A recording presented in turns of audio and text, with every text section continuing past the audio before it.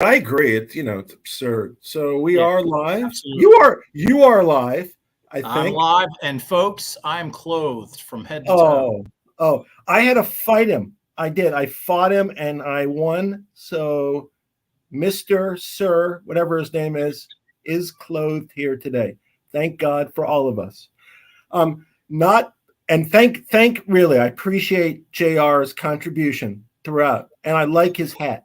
I really like his hat. And when he doesn't remember to thank me, I remind him, folks. Yeah. Trust me. It's all in good fun, though. All in good fun. All in good fun, except the part that's not. Today is the anniversary. I mean, this is exciting. This is really exciting.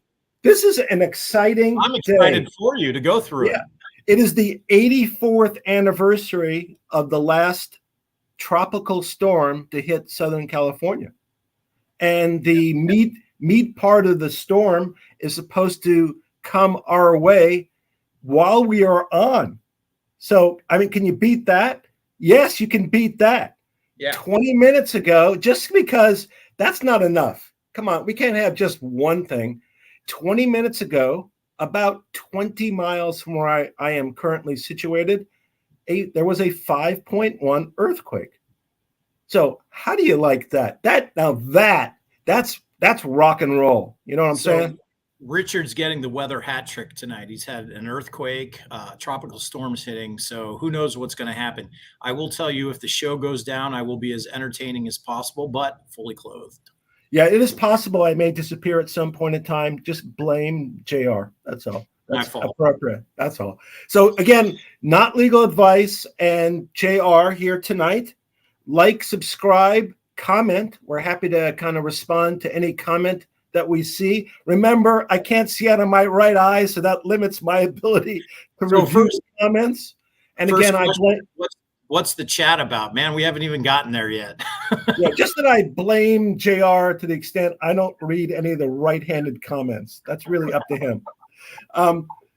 Before we get started, of course, in light of the anniversary of the last tropical storm, what part of a hurricane likes music? What part of a hurricane likes music? The wall. Yeah. No, the outer bands. Ah, damn it. That was close. And you were very close. That was very good. What do you call the stocks that silent entertainers buy? I don't know.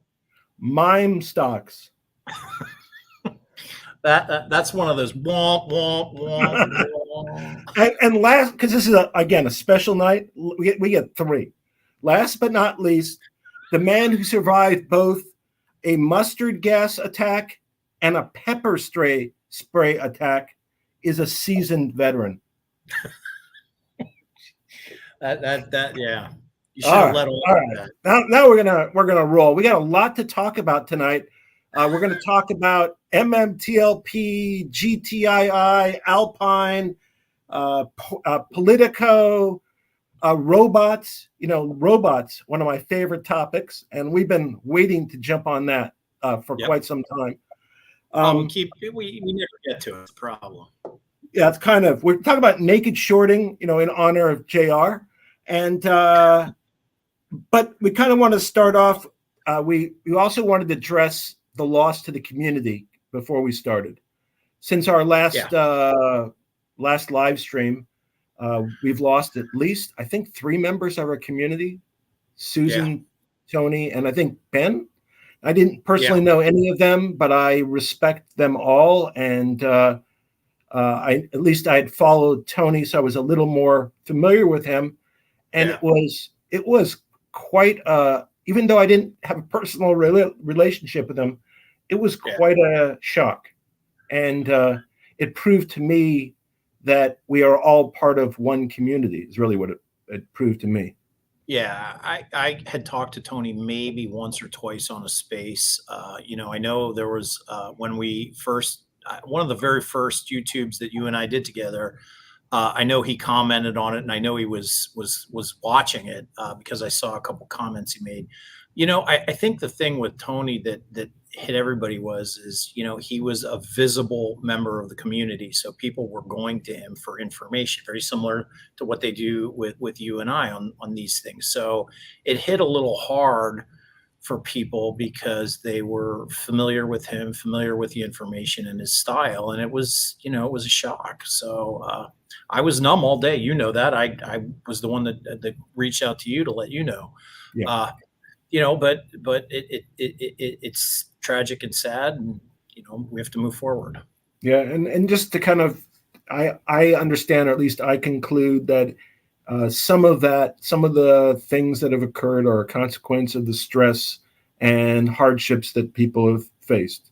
I don't think it's just coincidence. Maybe some of it would have happened, but really the added stress to everyone over this prolonged period really has a detrimental effect on people's health and mental health. So sure, it absolutely does.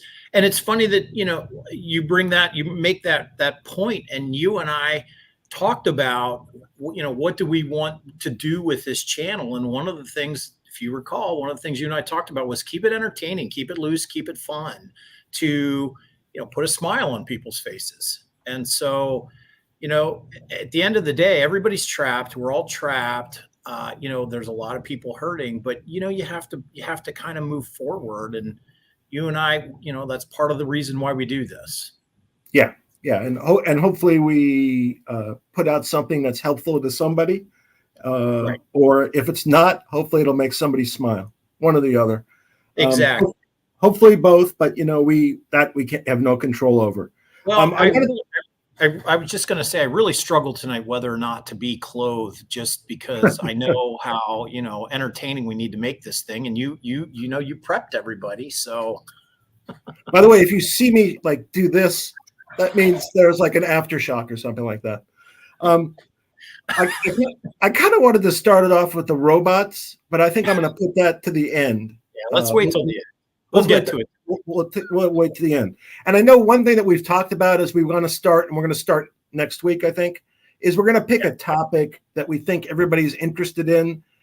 For example, we might do failures to deliver, for example, and do a 5-minute spiel on that to kind of explain what we think it is. And that might have some help, might be of interest. Right. We want to add just a little bit of education. I mean, not that we're not educating, but, we're loose and fast, and we talk fast, and we have topics. I look at them 5 minutes before we start. You send them to me 10 minutes before we start. So we want to get just a little bit more structured to provide good content. And I want to know what JR's feeling is about Finger also. I got to tell you, I'm not in Finger. I tend to only focus on the companies that I'm invested in. I do know what Finger does. They are an insurance provider of cellular phones in China. They have a huge market opportunity. I believe they're a solid company, and there is a short thesis behind all of this. Obviously, Ham talks about it every day and tweets about it every day. Aside from that, that's the extent of my knowledge in Finger. And I have acquired an interest in Finger. And it's an interesting ride. I'm hoping it ends positively. I know there's a bunch of people that think it will end positively, and they have the same kind of confidence that the MMTLP crowd does. But I haven't, by the way, I've now experienced a lot of different securities, naked shorts, and I have not found a crowd the size or as close-knit, notwithstanding whatever the difficulties are, of the MMTLP crowd. Right. I really think it's a special package. So, but as to Finger, again, it's naked shorted, but it's actually a company that appears it has a good business, could make money, and it has a somewhat exclusive position in China. Now, there's an issue about the Chinese economy, of course. Right. This is kind of like going off a little bit, but a couple of developers are in big trouble. Evergrande was a Chinese developer that got into trouble. They just filed. Never even heard of this, by the way. They just filed Chapter 15 bankruptcy in the United States. Chapter 15. You know what that means, Richard? Yeah, I don't even know what it is. I looked it up. So Chapter 15 is a foreign corporation that's trying to protect assets in the United States. And then there's another developer that I saw is about to go BK, Chinese developer called Country something, and it's impacting the Chinese economy, which might impact like a company like Finger. I thought it might. But anyway, the other thing was, oh, go ahead. I'm just going to add, here's the thing on, you know, when Richard and I talk about companies and talk about naked shorts, we're really looking at from the legal aspect. You know, I even when I'm on a space call, I try not to say one way or another what I think the stock is going to do. I'm not in Finger just because I choose not to be that. And that's, you know, neither here nor there. That's all. Yeah. And, you know, as we've said, probably, you know, a lot of times, don't believe anything we say. Don't rely upon anything we say. This is all made up fantasy. It's written by JR. Just so we're clear. No, I mean, if you're, you know, I like to say it just to remind people, if you're going to make a material decision about anything that you care about, then go to an expert, get an opinion. That's insurance for you, and then you can make your decision. That's what I always say, and I mean it. And I do the same. So we're going to talk about failures to deliver. One other thing we're going to talk about, we haven't quite figured out how we're going to do this, and this might be for 2024. But there's maybe some trials involving the former president, and we may go cover one of them. So JR and I may go cover the procedural, how it's going. Right. We don't know which one yet, and maybe, you know, if people want to comment which one they want us to cover at some point in time, we'll take heed of that. But we thought that might be, you know, entertaining and educational. Right. And by the way, if anybody wants to join us, feel free to join us. But anyway, we're going to go somewhere to cover a trial. We don't know which at some point. Yes. So plan now. Yeah. Get your ticket. Get your open ticket. All right. Book your hotel room too, folks. Yeah. So I wanted to address a little bit the MMTLP situation. So kind of first starting off, I saw one article about using RICO to pursue those type of situations. I think you may have sent it to me. Did you see that article? Yeah, I have to. Let me. There was a lot going on this week. Let me take a quick look. What it was. Oh, that was gaining traction. That was that was the one on short sales. The other one is basically, you know, that the DOJ is going to start using. Oh, RICO. yeah, that was it. Yeah, it was going to start using RICO against the naked short bad guys. Right. And, you know, we've heard that discussed. You know, we've heard that as a possible tactic. I think Mark even talked about that in detail. And, you know, and Mark said he was going to do a space on it, but I don't know if he followed through or not. I think I didn't see it, but he may have. And he may also be pursuing that type of action. I don't know. Right. But, you know, basically it's, you know, to summarize, I'm no expert in RICO. I knew a guy named RICO, but I'm no expert. Basically, mail or wire fraud, one or the other. Right. And it's got to be multiple acts. So not just one time, more than one time, because it's got to be a criminal enterprise. And it used to be directed, it used to be directed at like the mafia and the like. And now they go against fraudsters who kind of combine to commit ongoing nonsense. Now they use it against corporate America. Yes, whatever that is. I don't know what that is. So that's interesting. Hopefully they do. Listen, hopefully they're in the process. I mean, when we see an article like that, sometimes I wonder whether somebody is like just saying what is happening and somebody's kind of leaking it, and that's what we're going to get. So maybe that'll be a tactic. Because if I were in the SEC and I could bust people, make a big deal out of it, get a criminal conviction, and be a star, why not? Well, the other thing too is as you know, sometimes they make these announcements and do these types of things because they want to scurry the mice, you know. So if an organization involved in something like this gets wind that there's an investigation, they're going to start moving things. They're going to start moving money. They're going to start moving people. Things are going to happen. And those things become more in the spotlight because now they know they're being watched. So, the articles like this, you never know. Was there a reason behind why the article was put out? Yeah, and it could be, there may be such an investigation. We know there's investigations, or at least claimed investigations, into MMTLP. There's probably investigations as to all kinds of securities. But maybe that also concerns MMTLP and the two market makers and the number of times they traded. Maybe that's to be considered. There's obviously statute of limitations issues that might arise, but I wouldn't be surprised if that's the type of conduct that's also been being investigated. I guess my only criticism would be that there's no coordinated effort to get everybody. It's isolated, and usually it's kind of like the easiest ones to knock off. That's who they go after. It's the low-hanging fruit. Yeah, it's not, to an outsider it sounds good, but to us who've been at this for 10 months. It's kind of, I'm not super impressed. Right. We got to see how it plays out. Anyway, so that's one thing. There was apparently a response, some kind of response, although I haven't seen it, to the letter that was sent to Congress. Sent by Congress to the SEC. Gensler had to August 11th to respond. Sometime thereafter, I've heard, I don't know, true or not, but I heard that there's going to be some briefing at some point in time. I don't know if it's Gensler himself or some representative of the SEC.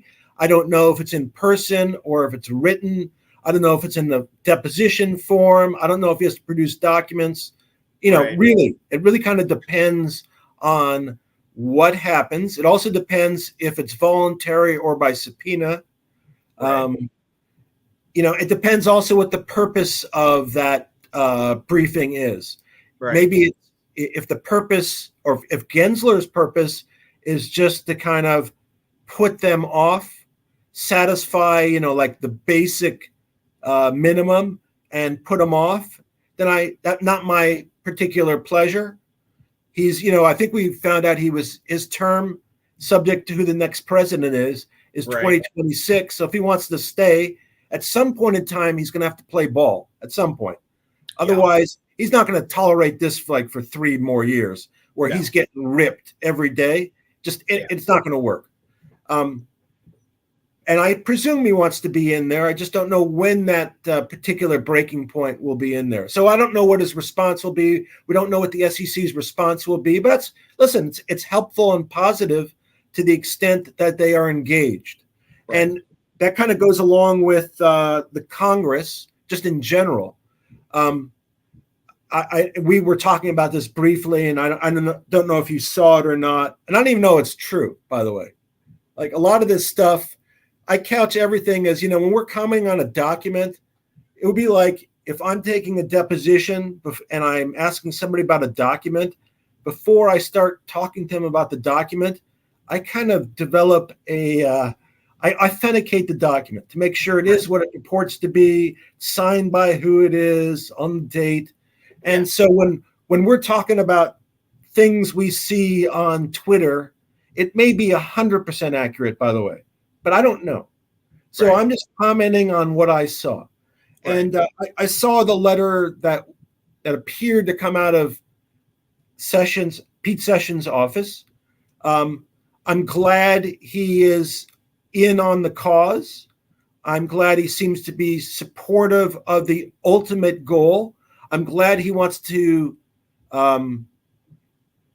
engage in legislation to improve things.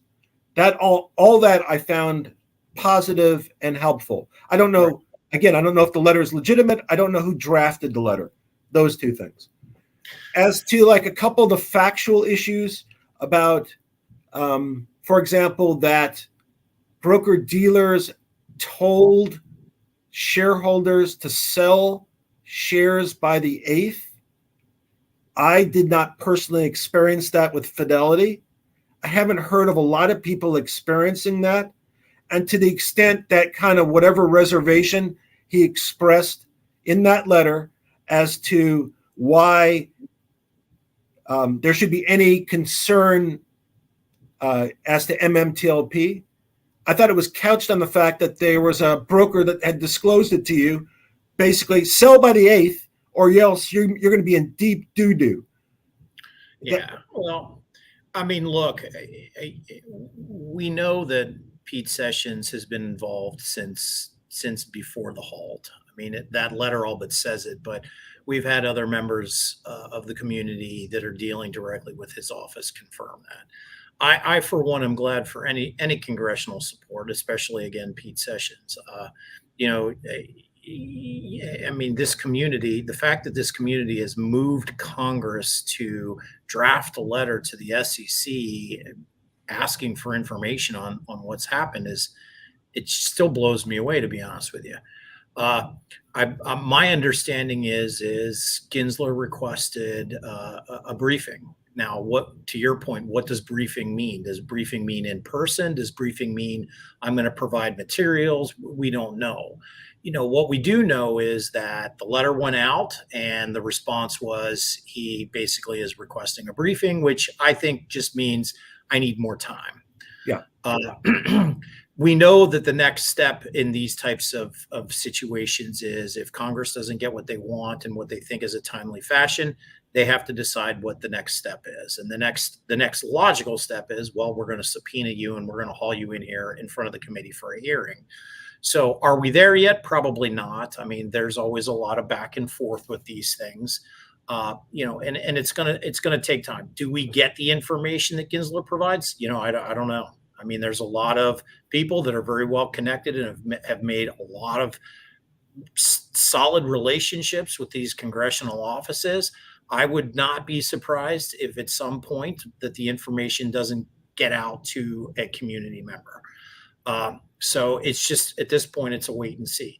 I'm like you. I read that letter that came out over the weekend. I just skimmed it, but I did see that Edward posted about an hour and a half ago that it's an identical letter that was sent out very early on in the process. So I know there was a lot of hoopla over that letter on Saturday. I was on a space for about 10 minutes and was like, I don't want to deal with this right now. And I jumped off, but that was the extent or that was the gist of the conversation was, you know, is he supportive? Is he not supportive? Is this letter real? Is it not real? I take everything at face value. It certainly looks like a legitimate letter.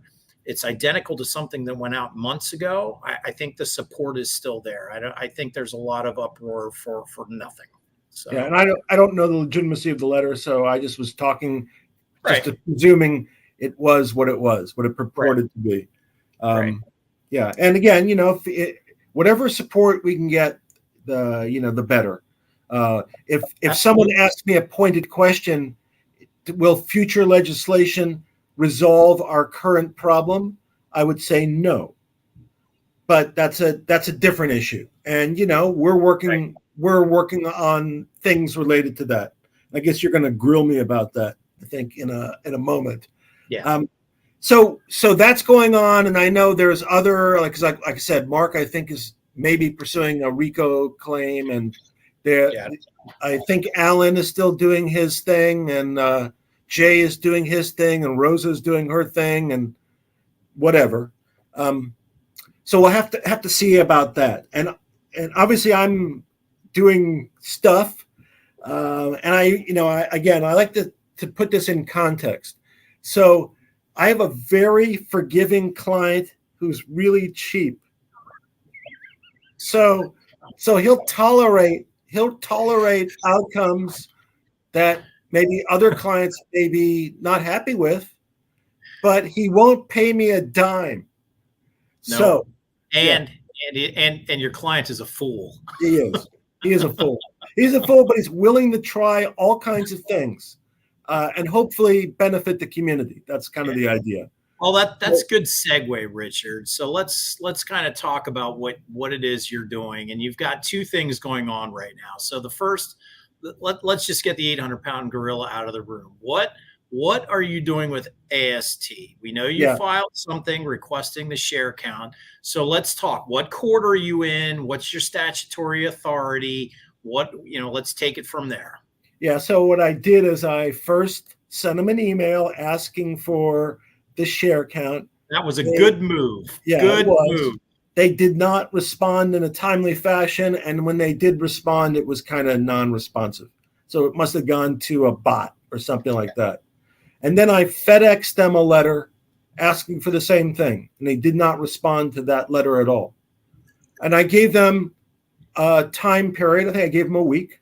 Do you know if that letter was received? Did you send it return receipt? Okay. Yeah, it was a FedEx, and I got a confirmation that it was received. I gave them a week. They didn't respond. I then drafted a complaint. All I was seeking in the complaint was I had one claim basically for declaratory relief. I laid out, there's a dispute. This is the issue. We need the share count because now, amongst other things, there may be a dividend issued by NextBridge. There has to be a shift of shares to AST, and we need to know this information to decide that. There were some other reasons, but that was one of the reasons. And so I filed that action. It was filed in state court in California, in LA, against AST, which is actually EQ or EG, some big multinational company. That bought out AST. I don't think it changes. It's kind of interesting to me because nobody ever mentions EG. I think it's EG. Nobody ever mentions that. But if you go into AST's site, it's like prominent. It's all over the place. So it's interesting. Just interesting to me. I think they're well funded. They do the same thing. So it wasn't like they do anything different. I have no particular dispute with AST. I'm not suing them for money.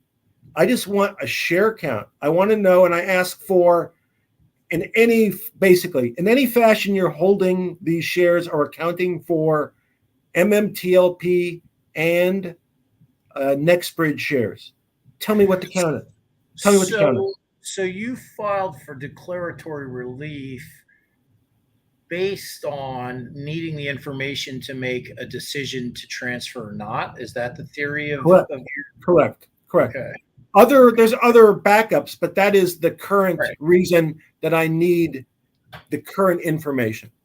I phrase it in terms of the claim is in the let's say in the name of declaratory relief, but it's almost a request for some form of mandatory injunction. Right.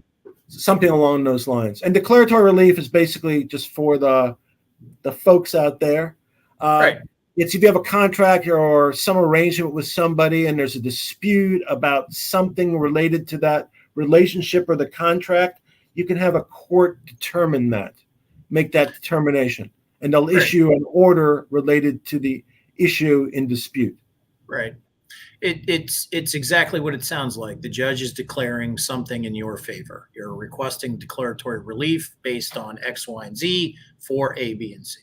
Yeah, and I don't know if I have standing, so I don't know if I'm in a position based upon my prospective ownership of shares through AST. I don't know if I have standing, but I asserted it because I believe that it's in my papers, so I don't mind talking about it. Right. I think we're all so there's a concept. You have a contract between two people. So JR and I can have a contract, but it could be for the benefit of third parties. And if it's for the benefit of third parties, then they're in essence have a right to pursue a remedy related to the contract. Right. So I believe and I don't know because I haven't seen it, but I presume there's an agreement. This transfer agent agreement between NextBridge and AST exists. And I think we are a third-party beneficiary of that contract. And because of that, amongst other reasons, that gives us as potential shareholders standing to go after AST. And again, I'm not pursuing money. All I want them is to give me an answer. I don't care if they give me the answer or somebody else does. Maybe somebody else might be inclined to at this point in time. but go ahead. I'm sorry. No, I'm just going to inject a question. So, is this information you believe you would be entitled to in discovery in your arbitration claim? Well, it's information I'm going to ask for, because I'm going to try to subpoena that information, but it would be a different route. And I'm going to get to that too, because it's part of one of my filings that I made. Right. So that's kind of the idea against AST. If they agree to give me the information, I'm fine. They don't have to give me anything other than numbers. I'm not asking for anything beyond just the base numbers. So there should be no issue of confidentiality or protective information, nothing. It's all kind of nonsensical. I'm sure there's a reason why they haven't voluntarily disclosed it. Maybe they have an agreement with somebody that requires them not to voluntarily disclose it. I do not know. But I don't. I would imagine that any agreement they have with any organization, they're not authorized to disclose that information outside of, authorized people at the corporation to receive it. But I was just going to make a comment.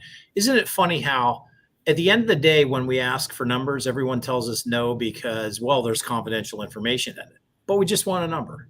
No. If it's one, tell me one. If it's 250 million, tell me it's 250 million. It's an innocuous number, and yet you still get that too much data. Yeah. Well, I mean, it's the obvious answer. It's kind of the obvious answer, right? When somebody asks a question and there's a bunch of answers, it's usually the obvious answer that's the correct answer.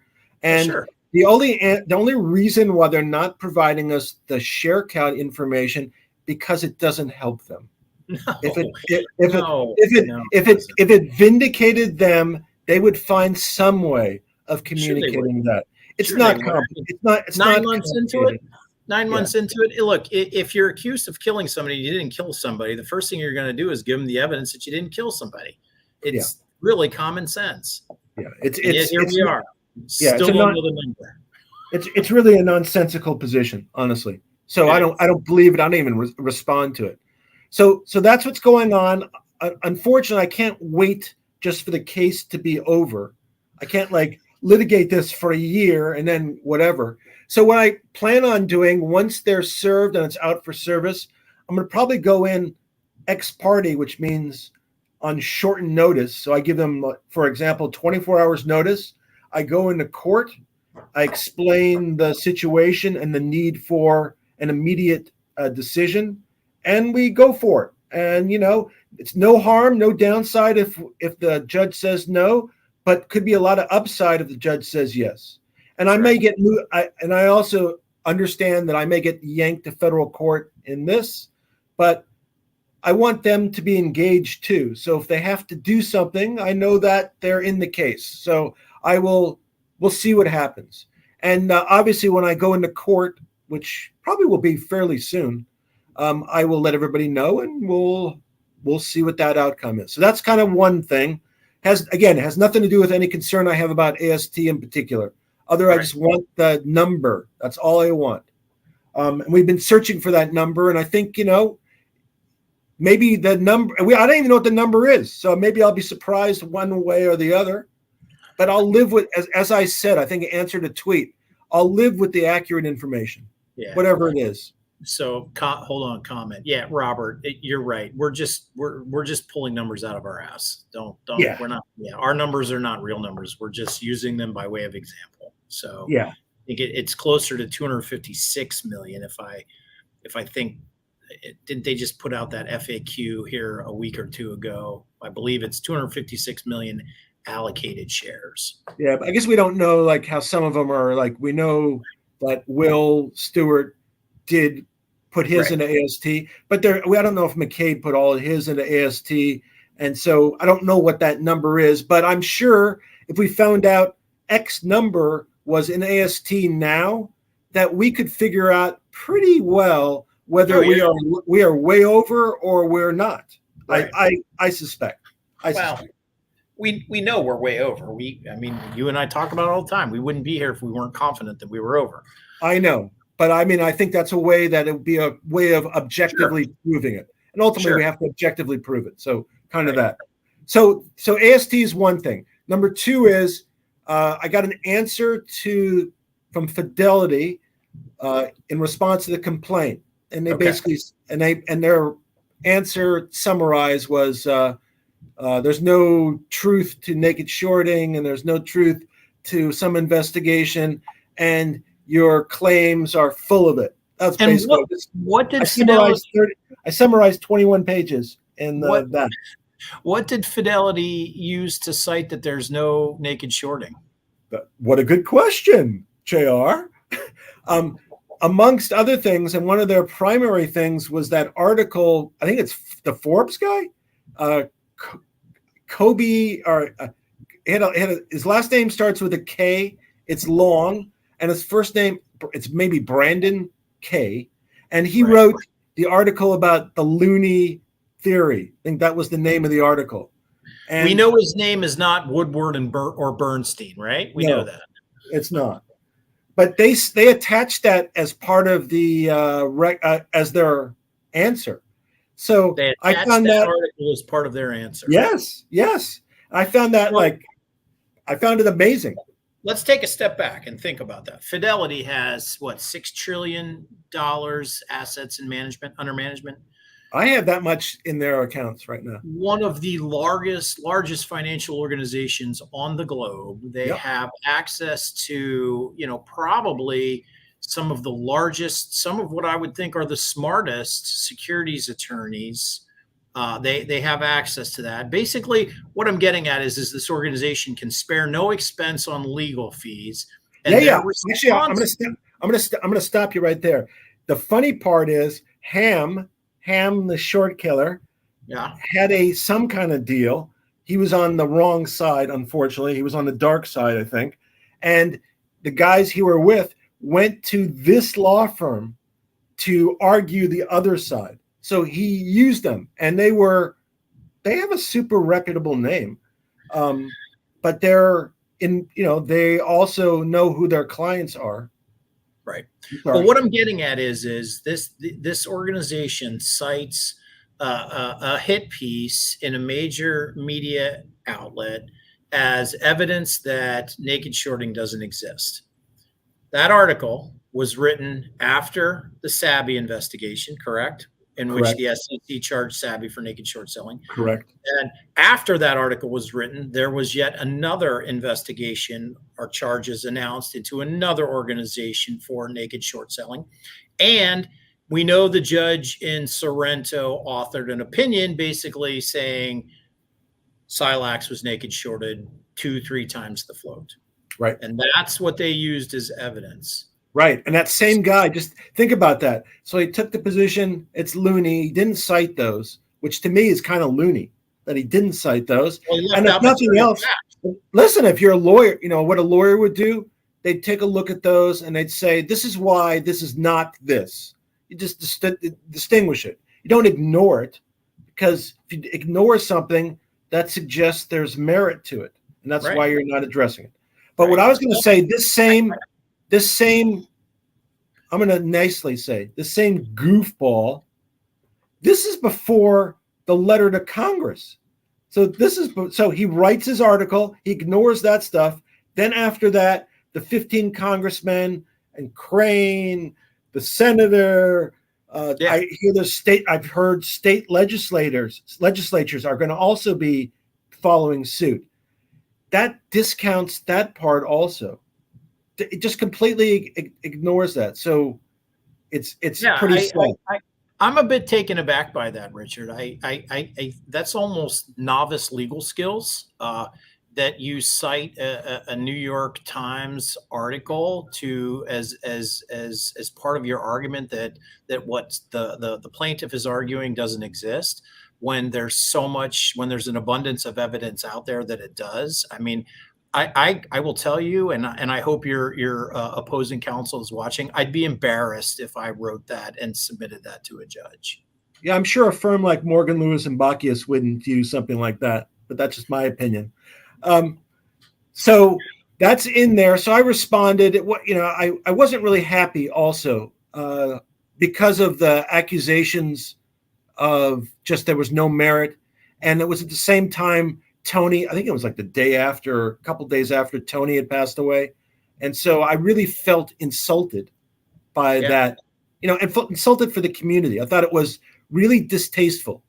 And, I don't know if they were personally involved. I don't really. And by the way, to write that, because when I got it is when the events with Tony happened. I waited 2 weeks because I wanted to let myself let it percolate, calm down. I still wasn't very nice. And I just kind of wanted to set the record. I attached a copy of the letter that was sent to Congress, and I attached part of the FOIA reply to show evidence. They said there's no evidence of an investigation and no evidence related to naked shorting. Well, I cited Sabi. I cited Sorrento. I attached the Congressional piece. I talked about, it was. The other thing is, you could have cited the transcripts from FINRA's attorney in oral arguments against Mark, because he indicated that there was an investigation going on, but he didn't know what it was for. Yeah, I added one other thing. This is borderline. It's borderline misrepresentation or incompetence. I mean, I'm shocked. Shocked. The other part is I added that. Well, I'll get to that later. So anyway, I made that application. It's in. They have 5 days to respond. I think they have till Thursday to respond, and then I have 5 days to respond to that. So we'll see what comes out of it. I just wanted to set the record straight, and I really accused them of misrepresenting the facts. Basically, they are. They really are. No, I did. I set it out. So that's that. And we'll see when I get a response. I'll tell you what the response is, and then we'll draft something in reply to that, and we'll talk about that as we go. So the other thing I did. Are you going to let me help too, man? Yeah, you could laugh. You could laugh. You could laugh on that side. We can't do that. So the last piece was I filed a motion for discovery. So I'm in a FINRA appeal, and we're going to talk about that too. I'm in a FINRA appeal, and per a FINRA appeal, depositions are very limited. They're generally no depositions. We don't like that because that's a way of concealing facts. And if people aren't willing to testify, it makes it hard to put pressure on. So aren't willing or don't have to? Don't have to. Or aren't willing, one or the other. And, I think it's an unusual circumstance because some of the witnesses I'm asking for are FINRA people. It's in a FINRA proceeding. It's FINRA arbiters. And when I get to the point about why they kind of are stuck, I think it's going to be an interesting. I almost, to some degree, hope they deny me because it gives me a very interesting issue to take up. But the point is, if you want to preserve the testimony of witnesses who are going to be out of state or not involved, that's a particular reason that the arbiters can say, yay. That's one reason. But that's very subjective and arbitrary to some degree. There's another couple of reasons, but the other reason is if what it says is, and it's FINRA Rule 12510, if the panel determines that extraordinary circumstances exist. So you and I have talked about this. When I heard that, and I remember, didn't they do like a U3 halt? Isn't that what happened? That was FINRA, I think. They even put it out in the press release. It was an extraordinary event. Yeah. So I set forth a bunch of circumstances why I think there's extraordinary circumstances. And then on top of that, I went, of course, to FINRA's own rule, and I went to Rule 6440, and it's A3, and what it says, this is the U3 halt, and it says they have to make a finding of a extraordinary event, and that is called an extraordinary event halt. So I think there's already been a determination made by FINRA by That making it's- the U3 halt that's an extraordinary event, and any depositions relevant to my claim should be fair game. So Right. that's in addition to I stated a bunch of other reasons why I think it's an extraordinary event. But I said in the end, FINRA already made a determination. So why are we even talking about it? Right. So It's already been established. Yeah. So I filed that last night, Saturday night, and I asked for the depositions of a few people, and they're all I think all interesting people because we're all aware of them, and I kind of set forth reasons why I think they're knowledgeable and that they would be able to give information relating to MMTLP, the investigations, Fidelity, all those things. So the people I am asking for, and anybody else wants to join the cavalcade, feel free. Sam Drady, Patricia Casamates. So those two were like the senior honchos of the FINRA cops. Then Luis Castillo, as far as I know, he was the man from FINRA who was involved with the corporate action notices and was in effect, and I don't know this personally, this is my information, and I'd be happy to speak to Mr. Castillo to get his opinion. And if he's not working at FINRA anymore, if he wants to reach out to me or to anyone, happy to speak to you, happy to. But apparently he was involved with regard to the preparation, not just the authorization, but the preparation of the two corporate action notices. And I'd be interested to find out the circumstances, what he knew, and why we got that change, why there was a second one put out and they circumvented the language. I think it's really relevant to the circumstances. Right. Then we have the two guys that are also referenced in the this is all in the FOIA reply, by the way. This is the documents we got from FOIA. Jay Gibbon and Richard Boyle, they were referenced as being involved in the investigation in early December of 2022. They had contact with the SEC. They may have had contact with Fidelity. I don't know. But they were intimately involved, obviously, in the investigatory process. And they would certainly all know about share count, naked shorts. They would have to be knowledgeable because they also blue sheeted the language in there about blue sheeting. So I think they're all knowledgeable. Abigail Johnson, the CEO of Fidelity, her family owns Fidelity. And I started early December of 2022 emailing her every day to inform her of what was going on and ask for her assistance. I got confirmation of it being received, and I got some, I think, less than substantive responses, but I'm interested to see how she reacted to the ongoing matter. Yeah. And it would certainly go to the good faith or lack of good faith of Fidelity, I believe, based upon what the CEO knew, because I made sure the CEO really knew the facts. Right.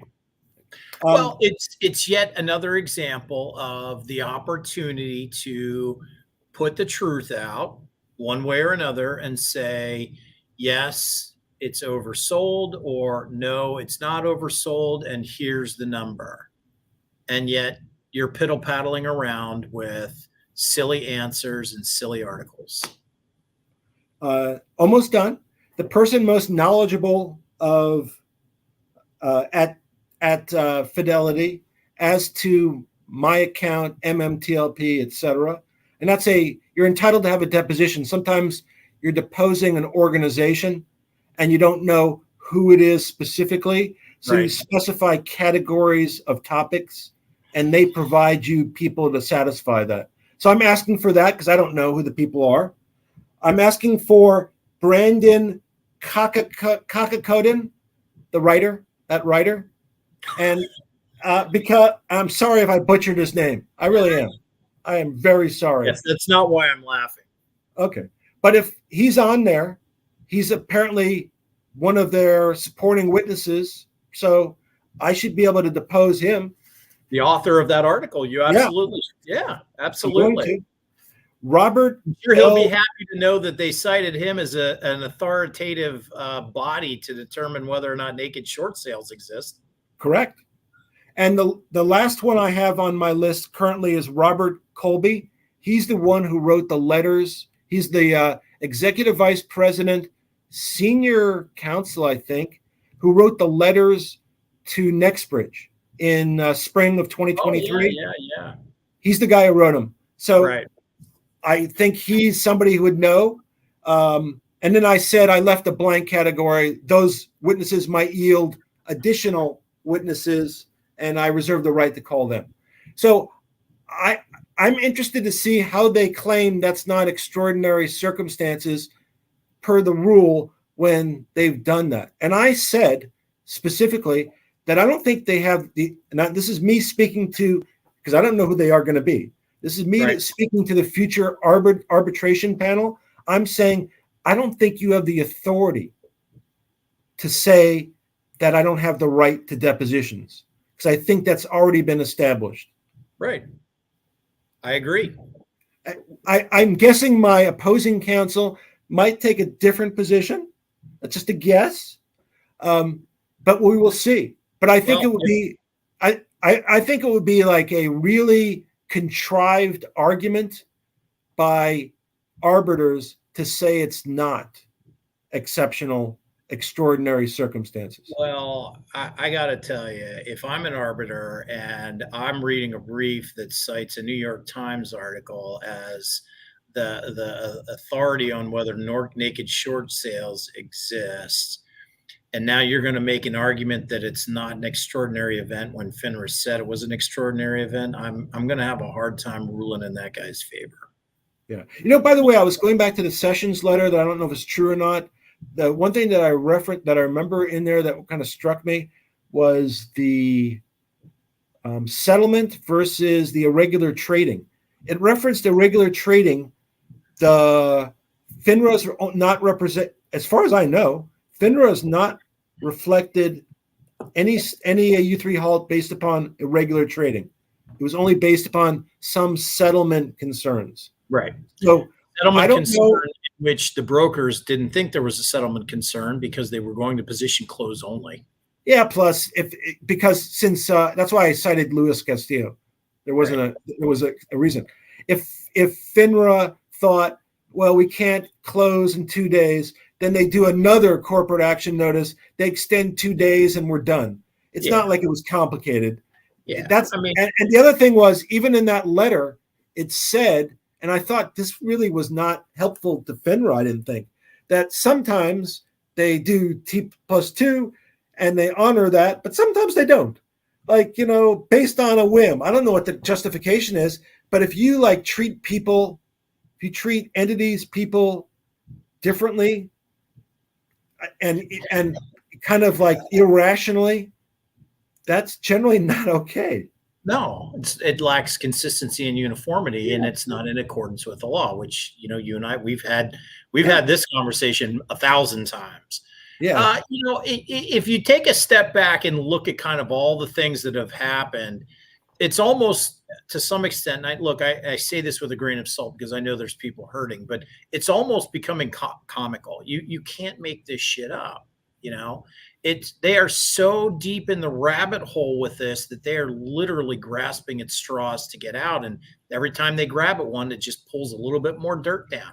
And we've talked about this, and you and I feel very confident.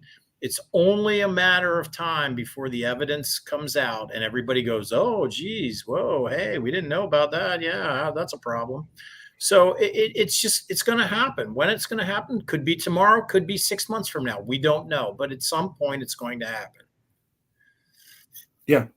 And so we will see the way it goes from this point in time. I filed it last night. The FINRA crew will send out a notice to the other side. They'll give them like a week to respond. I'll have another week to respond to that. And then we will have something at some point in time, because we're in the process of picking arbitrators. So all this is going on with no arbitrators. So it's basically we have no judge. So right now we're just sparring with each other. And like, I said from the start, I have no downside. I'm just going to go until we're done. Whatever, if I find something that I think is valid, if I think it has legal support, I'm going to pursue it. Right. That's why, I've had a lot of different filings. I'm trying. I'm giving it a shot in as many different ways as we can. Well, and let's make two comments on that. Number one, that's what being a lawyer and representing someone is about. I mean, at the end of the day, that's what the practice of law is. As long as your argument passes the laugh test, that's the practice of law. But let's make another comment, because you had posted kind of what you were doing, and I was reading through the comments like I always do to make sure you're not making fun of me. And one of the comments that I saw was, are you ever going to be in court?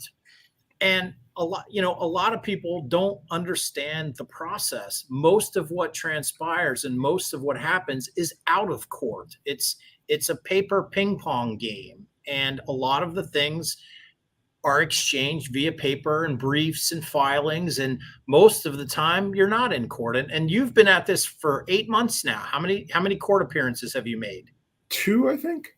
2. How many filings and briefs have you written? Probably. Be honest. Between 50 and 75, probably. 50 and 75. So the percentage of what you've done, 99.99% of it has been on paper. Yeah, definitely. So yeah, that's the way the judicial system works. Not the civil side of the judicial system works. Not the criminal side, the civil side. Now, this will be interesting, because I think in this particular arbitration, I think there will be a lot of oral presentation. Sure, when you get to that point. Yeah, when you get to that point, absolutely. Yeah, and so, right now I'm in a process. I have a list. Theoretically, I have to respond by tomorrow, and I'm going to respond maybe differently than they expect I'm going to respond. But we have a list of a bunch of people, and we have to choose. We basically rank these people. Never met these people, and most of them I've never heard of. But the issue that has come up in my mind, and I kind of equate it to like a death penalty case.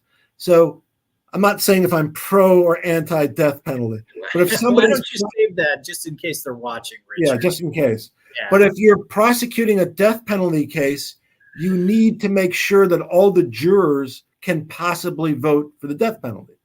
So it's appropriate to ask that, because if one of the jurors is not going to vote no matter what, then it's not appropriate. So let's use this opportunity to educate. And what is that called when you ask potential jurors questions about those types of things prior to selecting individuals to sit on the jury? Yeah, it's called voir dire, or however you want to pronounce it. And usually it's you're asking a bunch of questions to find out if the jurors have biases. And at the same time, you're trying to educate the entirety of the jury in a particular way. And then the judge sometimes has the ability to ask questions too. And as long as you don't have a bias, you're fair game. You have a right to get rid of a certain number of jurors just as a matter of right, and you have a right to get rid of some other jurors for cause. So the arbitration is somewhat similar. There's a bunch of names, you pick a few, you rank them, and then there's going to be some kind of, I hate to say this, there's eventually going to be some kind of algorithm that is going to somehow, out of these picks, is going to pick the ones that are most well suited.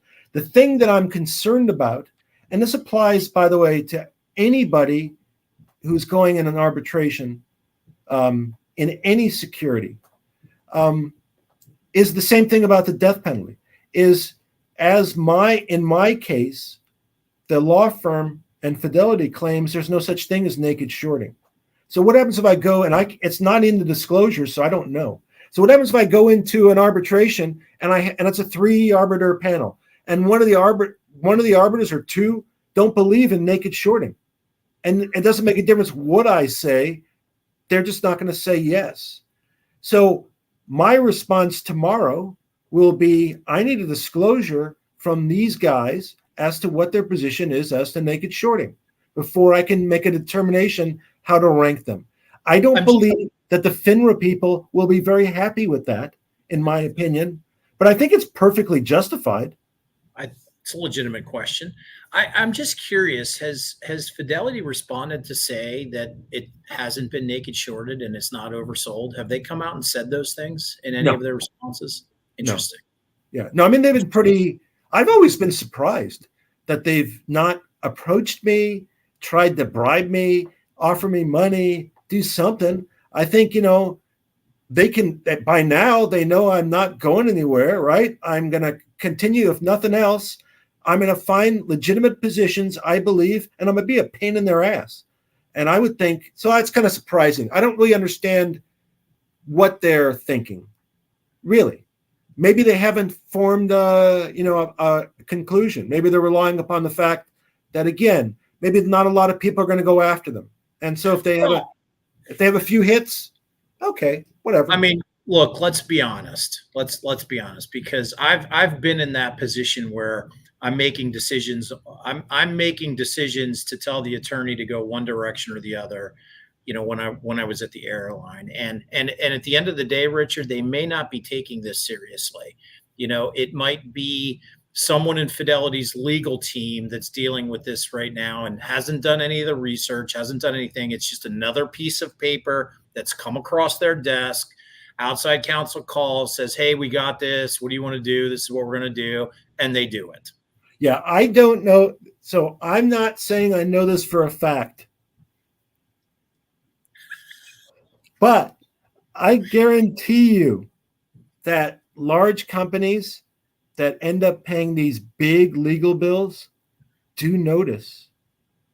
So they may not give a lot of credence to the claim, but they'll give a lot of credence to the bill. Oh, well, sure. Yeah. Sure And I know that this particular law firm that's been involved. So they've been involved in the federal court action. They're involved in this particular arbitration. If there's other proceedings involving Fidelity, they're going to be involved too. And FINRA, my guess, is spending a shitload of money on legal fees. Sure they are. Well, they're spending time. Think about, the fact that we've made the noise that we have, Congress is now involved, sending letters. Damn well Congress is calling around. Congressman comes in and says, hey, I just listened to 10 constituents in my town hall. You need to look into this, and that. Well, that staffer is going to go make 10 different phone calls. So the time and the energy that has been put into this from their side, it's a lot. It's a lot. This is and it's going to continue to be a lot. As we're not going away. Yeah, and by the way, anybody wants to speak to me, I'm happy to, and give you my opinion and provide you any of my documentation. Whoever at any point in time. So that's kind of it. So that we're in a process of picking arbiters with those other things going on, the motion for discovery, my response to their answer, the AST complaint, trying to get the share count. And now we're in the part of trying to pick the arbiters. I'm going to ask for further disclosures. I'm going to see what the response is. I expect they're going to probably tell me to take a hike, but we shall see. I think it's a perfectly acceptable question. You don't think you're going to say, here, go, Richard, have at it. Yeah. I don't think so. They probably didn't like I sued them either. You go, zoinks, you got us. Yeah. All right. So that kind of tells you where we are and what we're doing. So the other, I had like 10 topics. So that was one topic. I knew it was going to be two. Two is the other side is the Alpine. And it was the Politico argument, article. And so Alpine, somebody asked me to do it this way. So I'm going to do it the way they asked because I wanted to be helpful. So if you've never heard this story before, I'll try to be as brief as possible. Alpine is a broker involved with GTII. They're involved in apparently naked shorting GTII in the tune of hundreds of millions of shares. Before April of 2022, they were found to or admitted to 40 different separate violations and were disciplined by FINRA and the SEC, 40 being on January 1 and then February 19, like that, 40 different. I mean, really distinct. April of 2022, there's a cease and desist order that's granted against them, and they're basically expelled subject to appeal for stealing money, basically, of their investors. Eventually, it makes it to a court of appeal. They block FINRA's ability to kick them out in an expedited fashion. That's currently up on appeal. The briefs are starting, and as of today, when I checked, no new briefs, but they're going to be out very soon. So Politico put out an article recently about something we've been talking about for about a month. Yeah, for weeks now. Yeah, we've been talking for a long time. So JR and I think that they must have watched our video. Really, we do. We actually believe that. We do. But the point is that Alpine is trying to negate the authority of FINRA to handle these type of proceedings, and that it should be basically federal court. Right. And the article was a bit biased, because if you read the article, it came across almost in the sense that, well, this could be FINRA's, end game or something along those lines. And I had to chuckle. I know you and I have talked about that, but we've also basically said that Congress can fix this. Yeah. It's that simple. Congress can fix it by authorizing them to do what they need to be able to do in accordance with the Supreme Court's established doctrine of judicial or adjudicators. It's not anything that can't be fixed. And I was going to say also, the way it was presented, it sounded like it was a good thing if you got rid of FINRA. And so, and the same as SC, and the same thing about Gensler. If you get rid of somebody, but you get somebody who's as equally ineffective or worse, then you're in no better position. So I'm no fan of getting rid of FINRA. I'm a fan of getting FINRA to work effectively. If it's not FINRA, then it's somebody else. But it's got to be somebody else that works effectively. Right. So the fact that Alpine might be successful getting rid of FINRA doesn't make me happy. It also doesn't negate my feeling that Alpine are a bunch of scumbags. And ultimately, so on one hand, we believe that FINRA and the SEC are probably overstepping their jurisdiction, or maybe. But on the other hand, we think FINRA and the SEC should immediately go into federal court and stop Alpine. Right. That's it. And you can easily do that. I mean, is it a little bit more costly? Is it a little bit more time consuming? Yes, but they can do that. They're just choosing not to. But I found that article just fascinating. I mean, they had 2 or 3 different law professors cited in there to talk about, and I think the one comment was like, oh, this could be FINRA's demise or something like that. And I find that laughable. It's not FINRA's demise. This is not FINRA's demise, because at the end of the day, FINRA is very well connected. If FINRA wants to write this, if they're concerned that something like this is going to make its way through the Supreme Court and basically they're ruled against them, they would be in Congress by now. They'd be in Congress, beg, borrow, and pleading to get legislated passed, to have the proper authority to do what they need to do. And that would be the end of it. Now, to some degree, I think they're not, because I've encouraged them, am encouraging them to go into federal court tomorrow, Monday. Give notice tonight, go into court on Monday, right now, go. But they're not. And I'm afraid, and it's related to what JR just said, I'm afraid. So here we have a dispute between administrative agencies and the federal court system, in essence. The agencies don't want to give up their authority. So if they go forward in the federal court, they may think, well, we're going forward under the federal system, and that weakens our position as an agency. Weakens your position. That's right. And remember, this case is going to the Supreme Court. Likely. The Jaworski case is basically this. Right. So Yeah, that's a really good point, because if they go in federal court, it weakens their position. Right. But from our position is they've already acknowledged that the consumers are getting screwed by Yeah. Alpine's actions. So are they willing to just challenge their jurisdiction and sacrifice the financial welfare and obviously with MMTLP health of the citizens of the country? That's what it comes down to. And Right. to this point in time, they've basically been okay with it. And, you know, we've talked about, we don't know when this is GTII.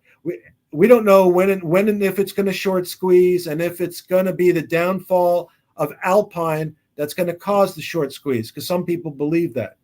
But but let's presume, for the sake of this discussion, that the only reason GTII is going to squeeze, and we don't know if this is true, is because Alpine's going to get kicked out. Let's say that's the only reason. Then we'd have to wait for the appeals to play out and all the legal maneuvers to play out. Right. And it doesn't have to happen that way.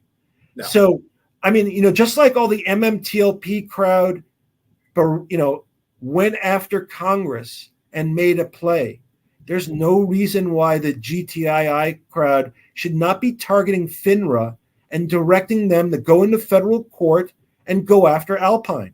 And it shouldn't just be Alpine. It should be everyone who's in the same position. And ultimately, you know, the risk is, so, you know, if they wait, let's assume they wait. And let's assume because we believe, at least JR and I believe, that at present, there's a decent chance that the Court of Appeals in D.C. is going to rule in favor of Alpine on this appeal. They suggested it. They may change their mind, but they suggested it. Right. I would think then FINRA is going to try to take that up to the U.S. Supreme Court. I think there's a reasonable chance that the U.S. I would Supreme Court, absolutely agree. yeah, will hear this case. Probably, though, not till not a year hence. So if we have to wait for FINRA to dick around like that and go through it, you know, you're going to be grayer than you are now, and I'm going to have less hair than I have now. And, you know, for the benefit of the community and the sanity of the community, that would be inhumane, really. And it's not like, listen, according to FINRA, they have thousands of examples, thousands of pieces of evidence. So to me, it would be easy to go into federal court, get a receiver appointed, and move on. No excuse. No excuse. Somebody asked me on, I think I was responding to one of Ham's tweets, and the question was, is there any reason for them not to go into federal court? And my response was absolutely no reason. Seriously, if I were their boss, so let's say Robert Cook, I think, is a CEO. Let's assume he was the top attorney in the firm. I think he might be an attorney, by the way.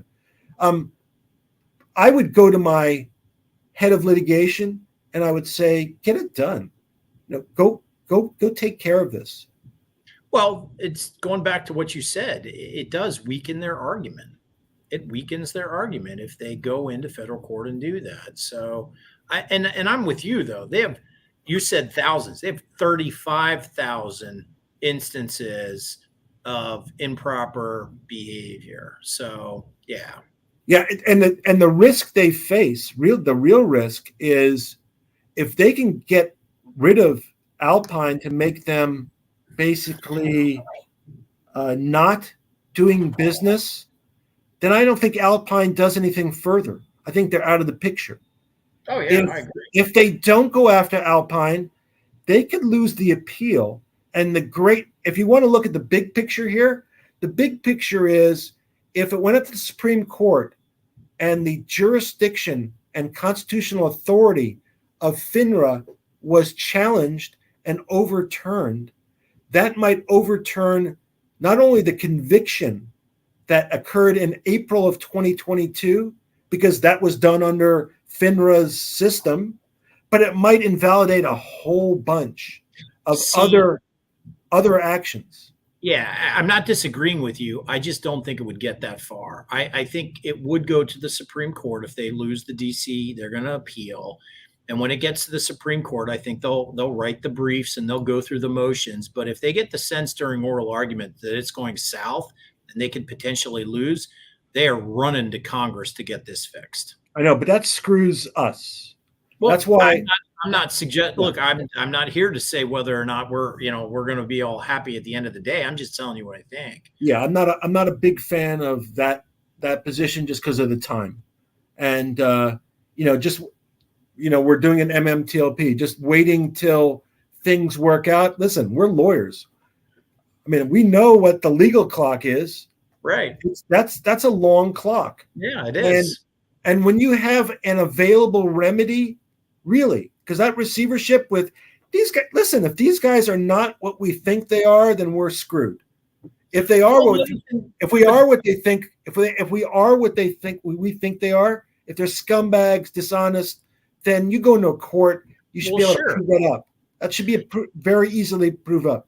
But let's go back to something we talked about many, many weeks ago was, they don't have an endless stream of cash. They've lost clients. At some point, Alpine, they're going to be in financial dire straits with all this. I mean, their legal fees right now are just through the roof. I mean, look at all the filings and all the maneuverings and all the pieces of paper that have been going back and forth. I mean, this is not cheap litigation.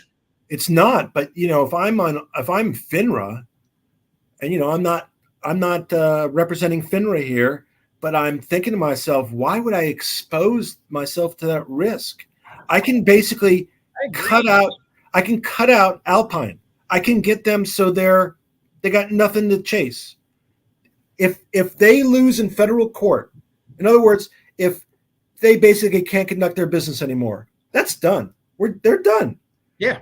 Stuff about them now spending more money to prove that FINRA is bad or shouldn't do this, they're not going to do that.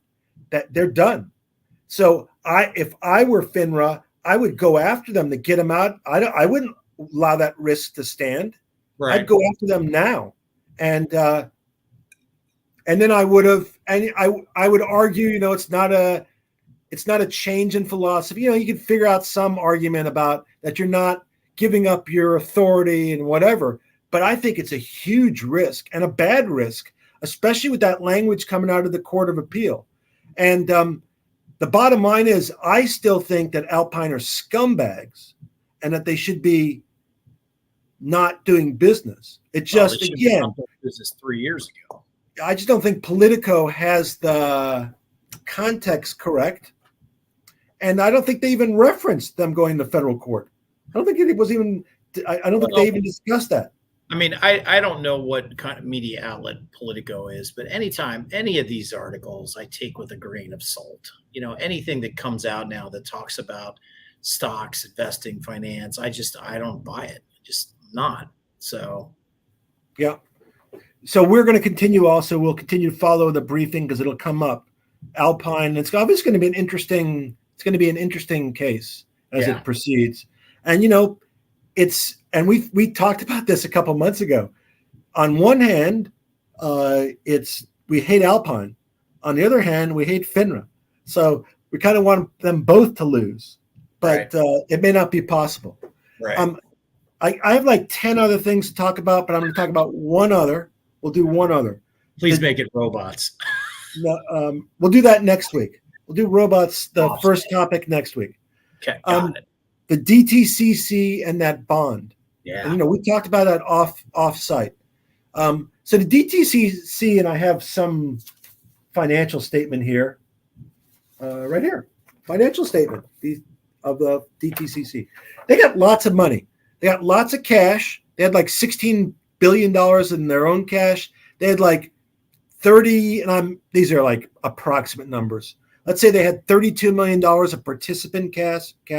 That's all the broker dealers and banks that are members of the DTCC. So they have a lot of cash. They have a line of credit.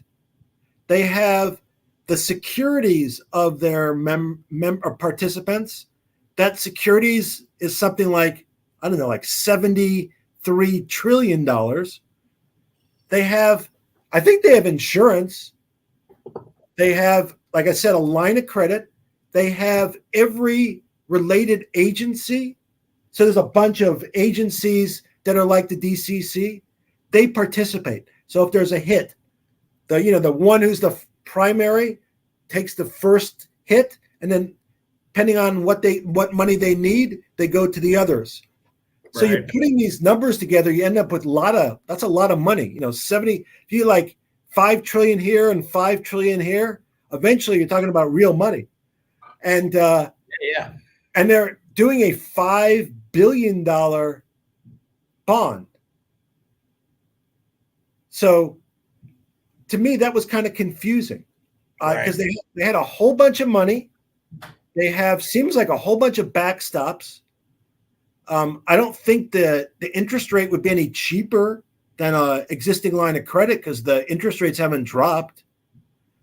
So I was curious, and it also said it was for pre-funding liquidity, I think, which suggested it was to take care of some liabilities that were going to arise. So, is that MMTLP, GTII, Finger, AMC, the whole litany? We really don't know, but it seemed odd that, all the numbers. I don't know, for example, if there's an order by which they would have to go. So if they were going to pay out, they first take the cash in their own bank account, then they go to the group cash, then they go to their line of credit.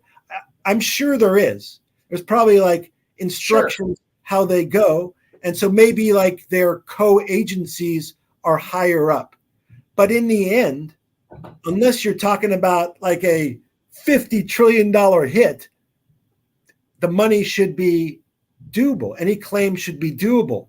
And on top of that, the part that struck me on top of that, and again, makes it confusing to me, was they're a member of the Federal Reserve. So ultimately, they're too big to fail. Oh, yeah. So whatever the liability is, the federal government's just going to print money and going to cover it. So with all that, it was confusing to me why they are floating a $5 billion bond, and it's up to $5 billion. I think it starts 1 to 3, can be up to 5. That to me is really curious, and I would like to know the answer to that. I don't know if you have any thoughts on that. Well, when I looked at all that information, I'm like you. They're obviously they're concerned about something. What are they concerned about? I don't know. Is it kind of these overarching, stocks that are so heavily naked shorted? It's just ridiculous. I look at it as they're preparing for something. They're gathering money and getting liquidity to prepare for something. What are they preparing for? We don't know, but they're definitely preparing for something. I'm like you though. 5 billion doesn't. I mean, given what we know about their assets, 5 billions. I mean, it's pocket change. Yeah. So is it some type of, hey, we just want to make sure we're covered, or hey, look, we don't feel as though we've got enough cash. We want to make sure that we've got this on hand in case X, Y, and Z happens. I don't know, but they're definitely preparing for something. The worst conclusion would be they're getting a $5 billion bond issuance to pay bonuses. I'm pretty certain that's not what it is, but they're gearing up for something. It appears to, and maybe where we started this. So China is having issues. So maybe there's liquidity, bigger liquidity issues that we don't know about. Right. And maybe that's why. But it does seem curious, the amount. And I think I mentioned to you, maybe they're going to start off with 5, and then, they'll come out with another 5, and they'll slowly raise it. Right? Yeah. But it seemed curious anyway. Anything you have to say about NextBridge currently? Same as I've always said, I think the assets are there. I think it's still, we're on the right side of the trade. I feel very confident. So yeah, I'm hoping, and I'm hoping that there's like in the past, I've hoped and expected further action by NextBridge.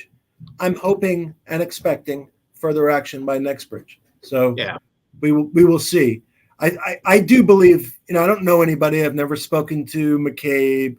I've never spoken to the CEO. But again, as I indicated before, there was a point where I thought they changed their tune. So be it. By the way, I said I was going to do this, and I forgot to mention this. I did ask not Wells Fargo, Fidelity, to transfer a token number of my shares to AST. I have not yet heard back. A token number being, a token number. no comment. Yeah, no comment. I wanted to be, I wanted to see what their response is, and I didn't mind holding a very small number of shares for that purpose at this point in time. Right. I said I was somebody had asked me in the past, so I said I'd be upfront about it. I just said it. The last thing I was going to say is somebody I missed the joke. Right, that was the joke. The last thing I was going to say was, I don't know how this would play out, but if somebody was selling their company and it was heavily naked shorted in the due diligence process, the prospective buyer would probably do the greatest due diligence project that you could use to establish naked shorting. I almost wonder sometimes whether somebody should put up their company for sale legitimately if they got the right price, but in that process they would be able to maybe establish the fact that they were hoping to establish. Yeah. Well, it's different. And if you think about it, it's different for a multitude of reasons. Number one, retail's more educated. And number two, these CEOs are more educated. I mean, I'm going to go back to something Jeremy Falmer said earlier this week about, he's trying to do a couple of things. I'm not going to go into what he's trying to do. My point is what he had made a comment that, look, if some of this is successful, this now sets a roadmap for future CEOs to fund their organizations. And he's right to an extent that more CEOs are engaged and are paying attention to this stuff. And we know that because we see how active they are on Twitter. But take a step back, go take a step back to Dole Foods. And you and I, we've talked ad nauseum about Dole Foods, the entire MMTLP community has. But think about where things were at Dole Foods. It took 3.5 years to find out that it was oversold by 12 million shares. 3.5 years. Retail wasn't educated. CEOs weren't educated. No one had kind of any idea of these kind of back-end market mechanics that these toxic lenders are using to naked short their companies. No one had any idea how the market makers are doing it on a regular basis to depress the price. CEOs in retail now know. So it's a different mindset. It's in a different ball game. And at some point, these CEOs are going to wake up and they're going to start to do just that. When a company comes in to acquire another company and they do due diligence, it's something that is going to look for. And if they're not looking for it, and if they're a micro cap, mid cap, or small cap company, I'll guarantee you their retail investors are screaming about it. Yeah. And you're absolutely right. And we hope they do that. Mullen apparently elected not to. So they've done 2 reverse stock splits. You can't go theoretically more than 250 to 1. Yeah. Within 24 months or something like that. And they are at like 248. And they have to keep over $1. Has to be over $1 to not get delisted. It was over $1. It has to be at over $1 for 10 consecutive trading days. It stayed over $1, I think, for 2 days, and it's down like 35%. Yeah, they're getting crushed. Yeah, you can't. I mean, that's one thing I've learned. Reverse stock splits, all that does is give the shorts an opportunity to reshort. That's all. Sure it does. Yeah. At a higher price. Yeah. Unfortunately. There's a bunch of other stuff we could talk about, but we could save it for next week, where we will have hopefully a special guest also. Awesome. Anyway, everybody be well. Take care. Yep. Hopefully you'll have a great week. keep on. I was going to say that, this is obviously very difficult. MMTLP, very difficult. Actually, all these very difficult. Got to keep on pushing. There's no choice. That's what we're doing. Yeah. And that's what everybody needs to do. That's all you can do. And, again, there's a psychological concept. If you act, it gets rid of depression and hurt. So if you keep yourself busy acting, it's helpful. And and obviously it's effective. Anyway. Yeah. Anyway. Stay involved and stay positive.